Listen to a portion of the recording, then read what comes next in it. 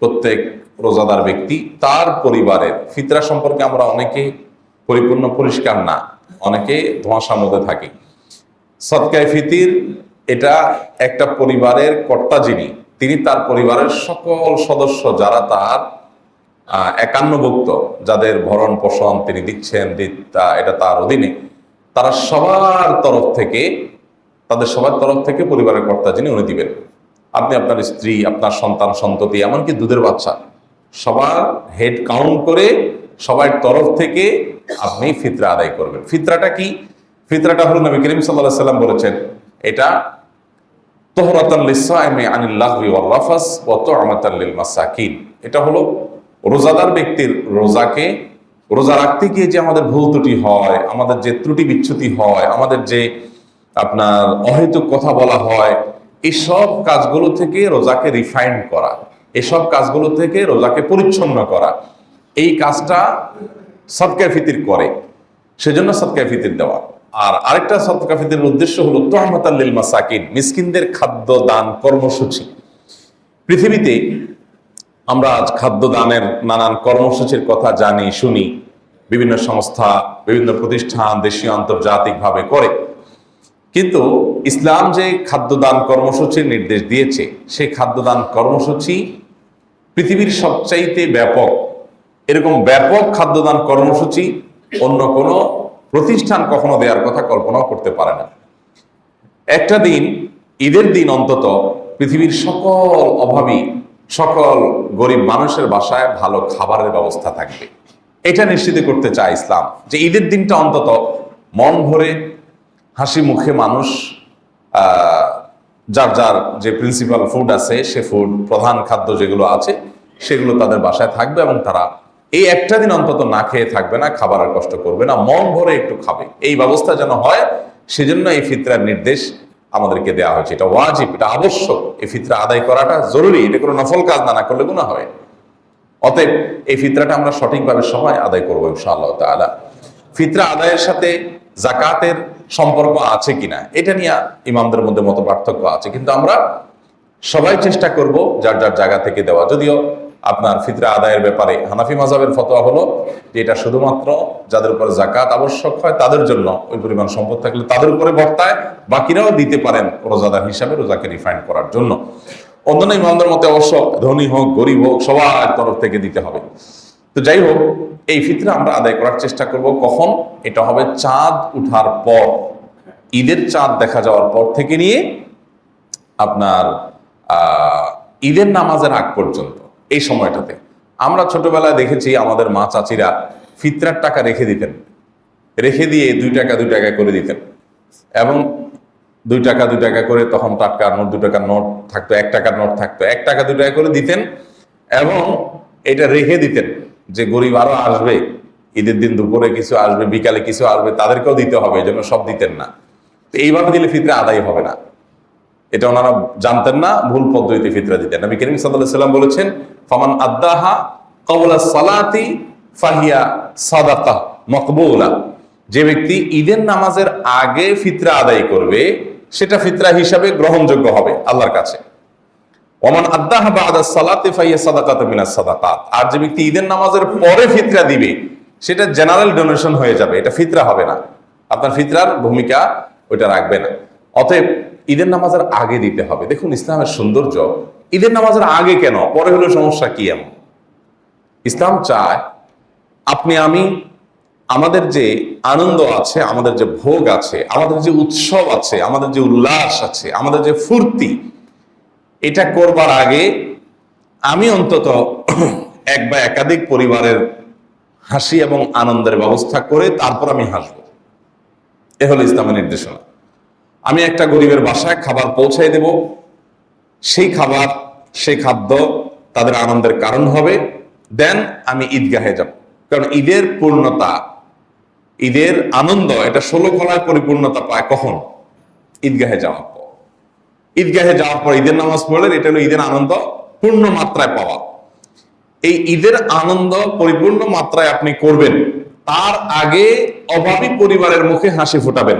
অর্থাৎ আপনি ভোগ করেন, এই দিনটা আপনাকে ভোগ করার জন্য আল্লাহ তাআলা দিয়েছেন, এটা ইয়াউমু আকলিন ওয়া শুরব, এটা খাওয়া এবং পান করার দিন, আনন্দ করার দিন। আপনি খান, হালাল খাবার খান, হালাল পানীয় পান করেন, এটার জন্য এই দিনটা আল্লাহ তাআলা আপনাকে দিয়েছেন।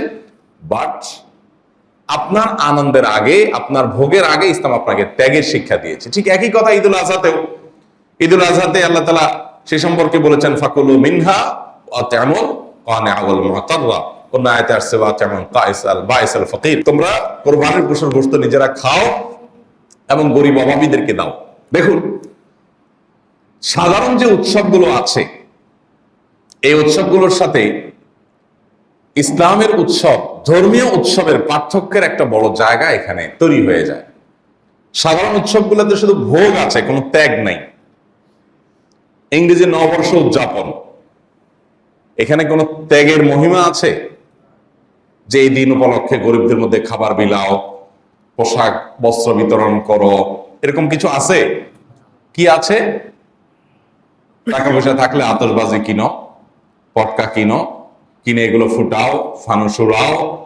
আর যাদের আরো বেশি পয়সা আছে তারা হোটেলে চলে যাও, বারে চলে যাও, তারা ক্লাবে চলে যাও, পার্টি টাটি করো, উম্মাতাল জীবন যাপন করো, উন্মাদনা করো, ভোগ করো। এই পৃথিবীটা এমনিতে যে পরিমাণ ভোগবাদের দিকে চলে গেছে, যে পরিমাণ মানুষ স্বার্থপরতার দিকে চলে গেছে, এই লাগাম যদি টেনে ধরা না হয় তাহলে এটা ইতিমধ্যে মনুষ্যত্বের গণ্ডি পেরিয়ে পশুত্বকে হার মানানোর প্রতিযোগিতা আমরা অবতীর্ণ হয়ে গেছি। নীতি, নৈতিকতা, আদর্শ সব দিক থেকে শেষ। এই সময় এসে আমরা অনেকে মনে করি যে ধর্মটা আমাদের জীবনে বোধহয় খুব বেশি প্রাসঙ্গিক বিষয় না, এটা বোধহয় আমাদের জীবনের 4 সাবজেক্টের মতো। অথচ আজকের পৃথিবীর বাস্তবতা, ধর্মটা আমাদের জীবনের সবচেয়ে গুরুত্বপূর্ণ অনুষঙ্গ হওয়া উচিত। অন্য যে কোনো সময় চাইতে দ্বীন এবং ইসলামের চর্চার গুরুত্ব এখন আরো অনেক বেশি। কারণ মানুষ ইতিপূর্বে এতটা স্বার্থপর ছিল না, এতটা মোরালিটিহীন, এতটা নীতি নৈতিকতাহীন, এতটা আদর্শহীন, এতটা আদর্শ বিবর্জিত, এতটা স্বার্থান্ধ, এতটা পশুর মতো শুধু ভোগবাদী ছিল না পৃথিবীতে মানুষ। যে জায়গায় আমরা দাঁড়িয়ে আছি, একটা শিশু পর্যন্ত স্বার্থপরের মতো আচরণ করে, একটা কিশোর পর্যন্ত আজ ভোগে উন্মাতাল থাকতে চায় এবং সেটা করতে গিয়ে উচ্ছন্নে চলে যায় এবং অবক্ষয়ের একেবারে তলানিতে গিয়ে আমরা ঠেকেছি। নারী বলুন, পুরুষ বলুন, সন্তান বলুন, বাবা মা বলুন, কিশোর বলুন, তরুণ বলুন, ছেলে বলুন, মেয়ে বলুন, কারোর মধ্যে যেন কোনো প্রকার মনুষ্যত্ব নেই। মনুষ্যত্ব যেন সব জায়গা থেকে হারিয়ে যাচ্ছে। এরকম ভয়ঙ্কর একটা সময় আমরা পার করছি। এই সময়টাতে ইসলামের চর্চা, ধর্মের চর্চা আমাদের জীবনে আরো প্রাসঙ্গিক। আমাদের সন্তানদেরকে যদি মানুষ বানাতে চাই, আমাদের বাবা মাকে যদি আদর্শ বাবা মা বানাতে চাই, আমাদের শিক্ষকদেরকে যদি আদর্শ শিক্ষক বানাতে চাই, আমাদের শিক্ষার্থীদেরকে যদি আদর্শ শিক্ষার্থী বানাতে চাই, আমাদের তরুণদেরকে যদি আদর্শ তরুণ বানাতে চাই, তাহলে এই সমাজে দ্বীন চর্চার, ইসলাম চর্চার বিকল্প কোনো পথ আমাদের সামনে খোলা নাই। বহু এক্সপেরিমেন্ট করা হয়েছে, বহু এক্সপেরিমেন্ট, বহু পরীক্ষা নিরীক্ষা করা হয়েছে, এটা করে সেটা করে। এগুলো কোনোটা মানুষকে নৈতিক, নীতিবান, সত্যিকারের মানুষ, সত্যিকারের আল্লাহভীরু, সত্যিকারের বিনয়ী, সত্যিকারের পরোপকারী, সত্যিকারের আত্মত্যাগকারী, সত্যিকারের আত্ম উৎসর্গকারী এরকম মানুষে কখনো বানাতে পারেনি। কোন এক্সপেরিমেন্টেই করা যায়নি। এটার একমাত্র পথ হলো দ্বীন এবং ইসলামের পথে ফিরে আসা, আর কোনো পথ খোলা নেই। আপনি নবী করিম সাল্লাল্লাহু আলাইহি সাল্লামের জীবনে দেখেন, পৃথিবীর ইতিহাসের সবচেয়ে জঘন্য, সবচেয়ে বর্বর যে মানুষগুলো ছিল মক্কার, যারা নিজের সন্তান মেয়ে হলে তাকে জীবন্ত পুঁতে ফেলতো, জীবন্ত পুঁতে ফেলতো, এবং হেন কোনো অন্যায় অনাচার নেই যে অনাচারকে সামাজিকভাবে প্রতিষ্ঠা করে নাই তারা। এরকম জাহিলি যুগে একটু একজনের কূপ থেকে, কোন কূপ থেকে একজনের ওট আরেকজনের ওটের আগে পানি পান করে ফেলেছে। জাস্ট এই কারণকে ঘিরে যুগ যুগ ধরে, শতাব্দীকে শতাব্দী ধরে তারা যুদ্ধ বিগ্রহ করত, এবং সন্তান হলে যুদ্ধের কাজে লাগানোই তাদের মূল কাজ ছিল। এইরকম একটা ভয়াবহ পরিবেশে মুহাম্মদ সাল্লাল্লাহু আলাইহি ওয়াসাল্লাম এসে কোরআন দিয়েছেন। এই কোরআন তাদেরকে পরিবর্তন করে পৃথিবীর ইতিহাসের সবচেয়ে শ্রেষ্ঠ এবং সেরা মানুষ বানিয়ে তারপরে কোরআন ছেড়েছে। তো সেই অভিজ্ঞতাকে পুনরায় আমাদের কাজে লাগাতে হবে। এছাড়া আর কোনো পথ খোলা নেই। আমাদের সমাজে শিক্ষিতের পরিমাণ আগের তুলনায় বাড়ছে না কমছে? অমানুষের পরিমাণ সমান্তরাল ভাবে বাড়ছে। শিক্ষিত যত বাড়ছে, অমানুষও, চোর বাটপারও, দুর্নীতিবাজও, মা বাবার অবাধ্য, সুদখোর, ঘুষখোর, কোনটা মানে খারাপের যতগুলো মিটার আছে, যতগুলো প্যারামিটার আছে, কোনটা বাড়ে নাই আমাকে বলেন যে এই জিনিসটা আমরা উন্নতি করছি। আমরা সব দিক থেকে অবনতি হয়েছে। আমাদের শুধু দালান কোঠার উন্নতি হয়েছে, আমাদের ইস্পাত সভ্যতার উন্নতি হয়েছে, আমাদের ইট লোহার উন্নতি হয়েছে, আমাদের সিমেন্ট বালির উন্নতি হয়েছে, আমাদের ব্রিজ কালভার্ট হয়েছে, আমাদের রাস্তাঘাট হয়েছে, আমাদের আয় বাড়ছে, আমাদের দিনকাল একটু ভালো হয়েছে, আমরা একটু ভালো খাই।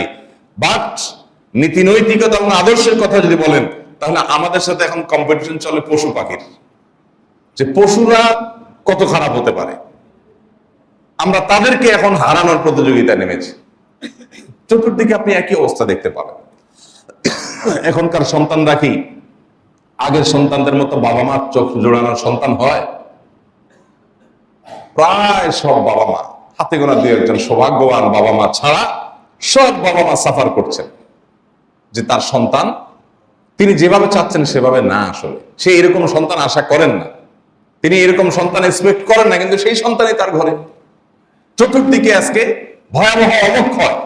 এই অবক্ষয়ের হাত থেকে বাঁচাবার জন্য পৃথিবীর ইতিহাসে, মানব ইতিহাসে যত এক্সপেরিমেন্ট চালানো হয়েছে, আজও গোটা পৃথিবীতে যত এক্সপেরিমেন্ট চালানো হয়, আপনি সবগুলোকে একদিকে রাখেন আর মুহাম্মদ সাল্লাল্লাহু আলাইহি সাল্লাম মক্কায় যে আল্লাহর দেওয়া ওহীর আলোকে এক্সপেরিমেন্ট চালিয়েছেন সেটাকে একদিকে রাখেন, দেখবেন যে আপদমস্তক অন্ধকার, গুটগুটে অন্ধকারে ডুবে থাকা মানুষটা শুধু কোরআনের ছোঁয়ায় আসার পর, কোরআনের সংস্পর্শে আসার পর তিনি শুধুমাত্র আলোকিত হন নাই, গোটা বিশ্বকে আলোকিত করে গেছেন।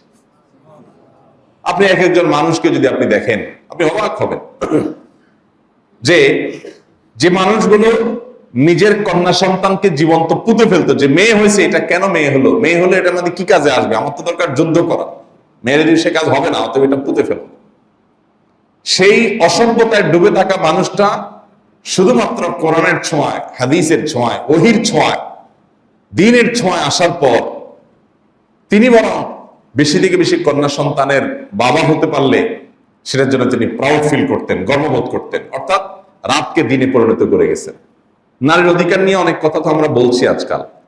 আমরা যারা নারীর অধিকার নিয়ে কথা বলছি, আমরা যারা মানুষের অধিকার নিয়ে কথা বলছি, আমাদের জন্ম, আমাদের 14 গোষ্ঠীর জন্মেরও আগে নারীকে পাতাল থেকে আকাশে তুলে দিয়ে গেছেন মুহাম্মদ সাল্লাল্লাহু আলাইহি ওয়াসাল্লাম।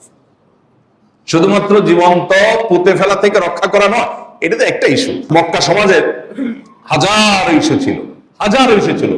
সকল খারাপ জিনিসগুলোকে দাফন করে সেখানে নতুন এক ইতিহাস রচনা করেছেন। গোটা পৃথিবীর মানুষের জন্য এক আদর্শ সমাজ গড়ে দিয়ে গেছেন, যে আদর্শ সমাজ মানুষ স্বীকার করুক কিংবা স্বীকার না করুক, কিয়ামত পর্যন্ত সেই আদর্শ সমাজকে, সেই খেলাফতকে, সেই শাসনকে মানুষ মানব ইতিহাসের সবচেয়ে সেরা শাসন বলতে বাধ্য হয়। এটা গড়ে দিয়ে গেছেন সামান্য কয়েক বছরে, যেটা যুগ যুগ ধরে আজকে জাতিসংঘ চেষ্টা করছে, পৃথিবীর বিভিন্ন সংস্থা চেষ্টা করছে নারীর অধিকার যাতে মানুষ ফিরিয়ে দেয়, নারীর প্রতি যেন বৈষম্য না হয়, শিশুর প্রতি যেন বৈষম্য না হয়, মানুষের অধিকার যেন ফিরিয়ে দেওয়া হয়। এই জন্য তারা নানা রকমের চেষ্টা করছে। সেই চেষ্টা নিয়ে আমার বক্তব্য না, বক্তব্য হলো মুহাম্মদ সাল্লাল্লাহু আলাইহি সাল্লাম মাত্র মদিনা হিজরতের পর 10 বছর সুযোগ পাইছেন। 10 বছরের মধ্যে গোটা মক্কা মদিনার পথটাকে পরিবর্তন করে দিয়ে গেছেন। ভাইরা আমার, সেই জায়গায় আমাদেরকে আবার যেতে হবে, এছাড়ার কোনো পথ আমাদের সামনে খোলা নাই। তো যেটা বলছিলাম, রমজানের শেষ দশকের সর্বশেষ আমল ফিতরা। এই ফিতরা দেওয়ার আমলটা আমাদের সবাইকে করতে হবে, যাতে গরিবের বাসায় একটা দিনের খাবারের ব্যবস্থা থাকে। ফিতরা আমরা খাবার দিয়েই দিতে হবে নাকি টাকা দিলে আদায় হবে, এটা নিয়ে মত পার্থক্য প্রতি বছর আসলে আমরা শুনি। নবী করিম সাল্লাল্লাহু আলাইহি সাল্লাম এটাকে খাদ্য দান কর্মসূচি বলেছেন, এটাকে খাদ্য বিতরণ কর্মসূচি বলেছেন, তু'মাতাল লিল মাসাকিন বলেছেন। এটা খাদ্য বিতরণ কর্মসূচি। সেই হিসাবে আপনি যদি সরাসরি খাদ্য দেন আর তাতে যদি গরিবের উপকার হয় তো আলহামদুলিল্লাহ, সেটা সরাসরি হাদিসের উপর আমল হলো। তবে খাদ্য না দিয়ে আপনি যদি খাদ্য কেনার টাকা দিয়ে দেন, যেহেতু খাদ্যের মধ্যে বিভিন্ন আইটেম আছে, বিভিন্ন নিড আছে, সে তার প্রয়োজনীয় জিনিসটা কিনে নিতে পারবে। আপনি হয়তো চাল দিবেন, চাল হয়তো তার বাসায় আছে, তার দরকার একটা মুরগি। আপনি হয়তো তাকে চাল দিবেন, তার বাসায় হয়তো চাল আছে, তার দরকার হলো অন্য কোনো কিছু, তেল। তাহলে সেক্ষেত্রে টাকা দিলে তার প্রয়োজনীয় খাদ্যটা যেন সে কিনে নিতে পারে, খাদ্যের মূল্যটা দিয়ে দিলে তিনি যেন কিনতে পারে প্রয়োজনীয় খাদ্যটা, এটাতেও ফিতরা আদায় হবে। এবং এটা অনেক ইমামদের মত, যদিও অনেক ইমামরা এর সাথে রেফার করেছেন, কিন্তু এগুলো নিয়ে আমাদের খুব বেশি কেওয়াজ বাঁধানোর কিচ্ছু নেই। আপনি খাদ্য কিনে দেন। আমি সাধারণত যেটা করি প্রতি বছর, জাস্ট অভিজ্ঞতা শেয়ার করা, আমরা চাইলে আমল করতে পারি, যে কোন একটা গরিব পরিবারকে বাদ বেছে নিয়ে সেই পরিবারে যা যা মূল খাদ্য আছে, হয়তো ধরুন 10 কেজি চাউল, 2টা মুরগি, কিছু সেমাই, কিছু চিনি, যা যা ঈদের দিন একটা পরিবারে লাগে, 1-2 কেজি আতপ চাল, সবকিছু কিনে একটা পরিবারকে সম্পূর্ণ কমপ্লিট একটা প্যাকেজ দেওয়া। ইসলাম আপনাকে এটা বাধ্য করে না, এটা নিজে থেকে আপনি আরো বাড়িয়ে দিলেন, যাতে করে একটা পরিবার ঈদের দিন খুব আনন্দ করে খেতে পারে। এই সুযোগ আছে। এখন আমরা ফিতরা টাকা দিয়ে দিলে আদায় হবে কিনা, নাকি খাদ্যই দিতে হবে, এটা নিয়ে আমরা বিশেষ করে যেইভাবে কড়াকড়ি করি এবং যেভাবে বাড়াবাড়ি করি, এটা কোন কোন ক্ষেত্রে সীমালঙ্ঘনের পর্যায়ে চলে যায়। এটা আমাদের করা উচিত না। যেখানে ইমামদের, ফকিহদের, মুস্তাহিদগণের একাধিক গবেষণা আছে, একাধিক মত আছে, এবং বিশেষ করে দানের ক্ষেত্রে একটা গুরুত্বপূর্ণ মূলনীতি হলো গরিবের জন্য কোনটা বেশি উপযোগী সেটা মাথায় রাখা। আমি সৌদি আরবে দেখেছি, সেখানে সাধারণত সবাই খাদ্য দিয়েই দেয়, নগদ টাকা দিয়ে দেওয়ার কালচার নাই, কারণ সেখানকার উলামা ইকরামের ফতোয়া হলো নগদ টাকা দিয়ে আদায় করলে ফিতরা আদায় হবে না। তো যার কারণে তারা খাদ্য দিয়েই দেয় সবাই। এই খাদ্য দিয়ে দেওয়ার ফলে যেটা হয়, চাউলের বস্তা থাকে 3 কেজির, বিভিন্ন প্যাকেজ থাকে, একটা ফ্যামিলির কয়জন মেম্বার সেই অনুযায়ী প্যাকেজ করা থাকে। সকল সুপার শপে রমজানের শেষের দিকে, শেষ 10 দিন এসে এই ফিতরার চাউল ভরে যায় সব দোকানগুলোতে, মানুষ কিনে কিনে সেগুলো দেয়। তো সেখানে এমনি গরিবের সংখ্যা কম, আবার দেখা যায় সবাই মিলে এক আইটেম দেয় চাল। তো এরকম অনেক গরিব আছে যে পিক আপ নিয়ে এসে মসজিদের সামনে বসে, পিক আপ নিয়ে এসে মসজিদের সামনে বসে, পিক আপের ডালা খুলে দেয়, দিয়া মহিলা বসে গেছে, সবাই ওই দোকান থেকে চাল কিনে কিনে তার পিক আপে ফেলতেছে। তো পিক আপটা ফুল হয়ে গেল, সে 12,000 নামায় আনতেছে, আইনে আবার পিক আপ নিয়ে বসছে। তো পরে দেখা গেছে এত চাল কি করবে সে। তো ওখানে প্রবাসী বাঙালি, ইন্ডিয়ান যারা থাকে, তারা দেখা যায় ওই দানকারী হয়তো 20 রিয়াল দিয়ে চালটা কিনে দিল, ওই মহিলা সেটা 5-7 রিয়াল 8 রিয়াল যা পাইলো বিক্রি করে দিল। তাহলে এটা দেখি গরিবের লাভ হলো না ক্ষতি হলো? গরিবের তো লাভ হলো না। তো এইরকম পরিস্থিতি কিন্তু, এটা কিন্তু বাস্তবতা। যখন সবাই মিলে একটা আইটেম দিবে, তখন কি হবে? গরিবের প্রয়োজন পূরণ হবে না, গরিব অর্ধেক দামে পাবে। তো সেই বাস্তবতা মাথায় রেখে যদি মূল্য দিয়ে, টাকা দিয়ে ফিতরা আদায় করা হয়, অনেক ইমামদের মতে আদায় হবে, ইমাম আবু রহমতুল্লাহ সহ আর অনেক ইমামদের মতে আদায় হবে। এবং তাবিঈদের মধ্যে সম্ভবত হাসান বসরি রাহমাহুল্লাহ, গতকাল রাতে আমি দেখেছি, উনি সহ আর অনেক বড় বড় তাবিঈদের মত যে গরিবের জন্য যেটা বেশি উপযোগী সেটা দিলে আদায় হবে। এখানে উদ্দেশ্য হলো গরিবকে উপকৃত করা, যদিও মূল উদ্দেশ্য খাদ্যদান কর্মসূচি। কিন্তু যদি আপনি সরাসরি খাদ্য দিতে পারেন, তার কি নিড আছে সেটা জেনে আপনি খাদ্যটা দিতে পারলেন, তো সেটা হলো সোনার উপর সোহাগা, সবচেয়ে বেটার। যেটা আমি নিজে করার চেষ্টা করি আলহামদুলিল্লাহ, যে খাবারটাই দেই, কিন্তু তার নিড কি আছে সেটা যাতে পরিপূর্ণভাবে ফিল আপ হয় সেভাবে দেওয়ার চেষ্টা করি। তো যাই হোক, আমরা আমাদের আশপাশে গরিব দুঃখীদের প্রতি লক্ষ্য রাখবো। বিশেষ করে আমরা এই বছর যে সময়টা পার করছি, সময়টা খুবই কঠিন এবং কষ্টের। দেশীয় এবং বৈশ্বিক মন্দা পরিস্থিতির কারণে, নানা কারণে আমাদের দেশে বিশেষ করে কাঠফাটা রোদ চলছে, বছরের সবচেয়ে বেশি উত্তাপ চলছে। গতকালকে বোধহয় 39 ডিগ্রি ছিল ঢাকায়, চুয়াডাঙ্গার দিকে বোধহয় 44 ডিগ্রি উঠেছে। এবং গতকাল আজকে বছরের সবচাইতে উত্তাপ এর সময় আমরা পার করছি। খেটে খাওয়া মানুষগুলো বাইরে কাজ করতে পারছে না, এমনি মন্দা পরিস্থিতি, 2 টাকা জিনিসের দাম 4 টাকা, সব মিলিয়ে মানুষের খুব কষ্টের মধ্যে দিনাতিপাত করছে। তো এই সময়টাতে আমাদের আশপাশটাকে একটু আমরা খেয়াল করি, আমরা নিজেরা শুধু বরিভোজ না করি, আশপাশটাকে খেয়াল করি। অনেক মধ্যবিত্ত, নিম্ন মধ্যবিত্ত আছেন যারা মানুষের কাছে হাত পাততেও পারেন না, মুখ ফুটে বলতেও পারেন না, আবার কষ্ট সইবার মতো অবস্থাও নেই। আমাদের দায়িত্ব হলো আমাদের আশপাশটাতে খেয়াল করা, যে আমার আশেপাশে প্রতিবেশী যারা আছে, অনেকে শুধুমাত্র আত্মীয় স্বজন দেখে দেখা দেয়, আত্মীয় স্বজনকে অগ্রাধিকার দিবেন, এতে কোনো সন্দেহ নাই, এতে কোনো সমস্যা নেই। কিন্তু আত্মীয় স্বজনের পাশাপাশি প্রতিবেশীদের প্রতি আমাদের বিশেষ খেয়াল থাকতে হবে, সেটা আমরা যেন করার চেষ্টা করি। আল্লাহ আমাদের সবাইকে তৌফিক দান করুন। সেই সাথে ঈদের চাঁদ আমরা তালাশ করার চেষ্টা করব। চাঁদ দেখা নিয়ে আমরা প্রতি বছরই বলি, রমজান আগেও বলার চেষ্টা করি যে আমরা চাঁদটা তালাশ করার চেষ্টা করব। চাঁদ দেখার এই আমলটা আমাদের সমাজ থেকে উঠে যাচ্ছে। নবী করিম সাল্লাল্লাহু আলাইহি সাল্লাম বলেছেন, সুমু লিরুইয়াতিহি ওয়া আফতিরু লিরুইয়াতিহি, তোমরা চাঁদ দেখে রোজা রাখবে আর চাঁদ দেখে ঈদ উদযাপন করবে। এখন চাঁদ দেখা দেখি আছে, এই যে ভূমিপল্লীতে আপনারা মানে 29শে রমজান সন্ধ্যায় পশ্চিম আকাশে চাঁদ খুঁজতেছে, এরকম দৃশ্য দেখেন খুব একটা নাই। সবাই খোঁজে মোবাইলে, সবাই খুঁজে কোথায়, সেটা মাগরিবের নামাজের পরে ইত্যাদি করে মাগরিব পড়ে, এরপরে মোবাইলে খোঁজে ফেসবুকে চাঁদ দেখা কি ছিল। চাঁদ কি ফেসবুকে ওঠার কথা? চাঁদ তো উঠবে আকাশে, তো খুঁজবো আমরা আকাশে, কিন্তু আমরা খুঁজছি মোবাইলে। তার মানে এত ডিজিটালাইজড হয়ে গেছে। অতি ডিজিটালাইজ তো ভালো না, অতি ভালো কখনোই। এখন এটা হলো অতি হয়ে যাওয়ার মতো আর কি। আমরা যদি আকাশে চাঁদ সবাই দেখা ছেড়ে দেই, সবাই মোবাইলের দিকে তাকাই, তাহলে এবার ডিসি সাহেবরা যে সংবাদ সংগ্রহ করে ঘোষণা দিবে, জাতীয় চাঁদ দেখা কমিটি যে ঘোষণা দিবে, এই বেচারাদের সংবাদটা কে দিবে? সবাই যদি ফেসবুকে খোঁজে, তাদেরকে সংবাদটা কে দিবে? অন্তত মসজিদ কর্তৃপক্ষ, ইমাম সাহেব, খতিব সাহেব, মুয়াজ্জিন সাহেব, তারা যদি উদ্যোগ নিয়ে কিছু লোক নিয়ে চাঁদ না দেখে, সবাই যদি কেবল ফেসবুকে খোঁজাখুঁজি করে, তো ডিসি সাহেব বেচারারা কে দিবে তথ্য? এরপরে তো উল্টাপাল্টা সংবাদ শুনলে বলবেন, হ্যাঁ পার্সিয়ালিটি হয়েছে, আন্দাজেরটা মেরে দিছে, রাত 12টা বাজে চাঁদ উঠে দিছে, হান করছে, তান করছে। সমালোচনা তো আমরা সবাই করি, কিন্তু চাঁদ আমরা কয়জন তালাশ করি? অথচ চাঁদ দেখা আমাদের সবার দায়িত্ব না? এটা ফরজে কিফায়া। একটা সমাজের কেউ যদি না দেখে, সবাই গুনাহগার হবে। কিছু মানুষ দেখলে সবার তরফ থেকে আদায় হয়ে যাবে দায়িত্ব। এই জন্য ভাইরা, চাঁদ দেখার চেষ্টা করি। এখন মুশকিল হলো ঢাকা শহরে যে বিল্ডিং, 2-4 হাত জায়গাও ফাঁকা নাই, আর এক একটা 10 তালা 15 তালা, চাঁদ দেখতে গেলে টুপি পড়ে যাবে। তো এরকম পরিস্থিতিতে আপনি চেষ্টা করেন, ছাদে ওঠার চেষ্টা করেন, ছাদে যে অন্তত খোঁজেন চাঁদটা, ফাঁক ফুকুর দিয়ে একটু আকাশের দিকে তাকান, চেষ্টাটা অন্তত করেন, কালচারটা অন্তত শুরু হোক যে আমরা চাঁদ তালাশ করছি। আল্লাহ আমাদেরকে তৌফিক দান করুন। সবাই চেষ্টা করবো তো ইনশাআল্লাহ। সেই সাথে রমজানের শেষ দশকের অবশিষ্ট রাতগুলো, অবশিষ্ট দিনগুলো আসুন আমরা সর্বোচ্চ সুন্দরভাবে কাটাবার চেষ্টা করি, সর্বোচ্চ সুন্দরভাবে উত্তম রূপে আমরা কাটাবার চেষ্টা করি, যাতে করে এই মুহূর্তগুলো আমরা প্রতিটা মুহূর্তে আল্লাহর সাথে কানেক্টেড থাকতে পারি, দোয়ার মাধ্যমে, রোজার মাধ্যমে, প্রচেষ্টার মাধ্যমে, বিভিন্নভাবে। আমরা অনেকেই গ্রামে চলে যাব। গ্রামে চলে যাওয়াটা দোষের কিছু না, বরং ভালো।